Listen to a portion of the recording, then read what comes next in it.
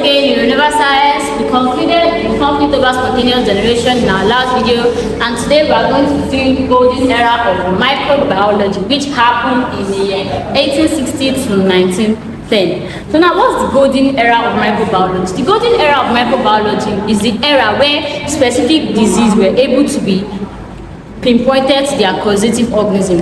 What do I mean? We have malaria. Now we now know what causes malaria, what microorganism causes malaria. So the golden era of microbiology, which I've been indicating as MB here, is the era where diseases were appointed to their specific, to their causative organism,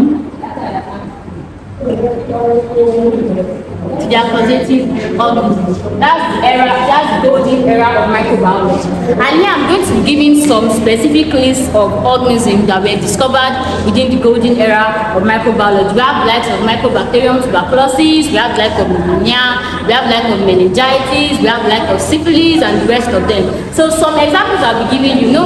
Some diseases like likes of pneumonia, it's not just one specific microbe or causative organism that causes them. There can be varieties of microorganisms that can cause that pneumonia. So now, this is how we deal with it. So yeah, for pneumonia, which is a disease, we have some organisms that can cause pneumonia. And examples of these organisms, we have the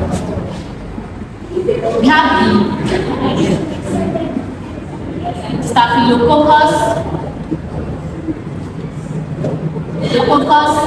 pneumoniae. What these names are? These names are cute. Like, you can give it to a child now and name your child Staphylococcus pneumoniae. Please, can you come over? You get it? So now, we have Staphylococcus pneumoniae. We have likes of Legionella pneumophilia. We have the like of Klebsiella pneumoniae. We have Klebsiella pneumoniae. We have the likes of Hemophilia influenza, Hemophilia influenza. So these are the causative microbes, and there are more that can cause pneumonia. Then we also have Mycobacterium tuberculosis, which causes tuberculosis. So tuberculosis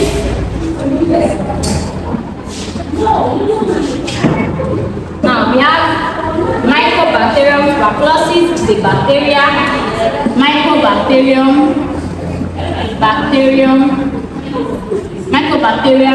tuberculosis. This is an obligatory aerobe bacteria, Mycobacterium tuberculosis. We also have the like of Hemophilia influenza, which also causes pneumonia. We have Hemophilia influenza. We have the like of Streptococcus pneumoniae. You know, from the word Streptococcus pneumoniae, you might be thinking, it causes pneumonia, but it actually causes tuberculosis. That's a common misconception. Take note of that. We have Streptococcus pneumoniae. Also, we have meningitis.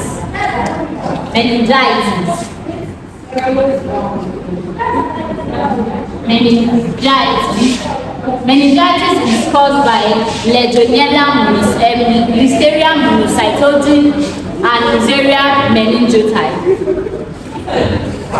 Neisseria meningococci. We have the Neisseria monocytogenes. We also have ulcer. What causes ulcer? Ulcer is caused by a bacteria named Helicobacter pylori. That's the bacteria responsible for ulcer.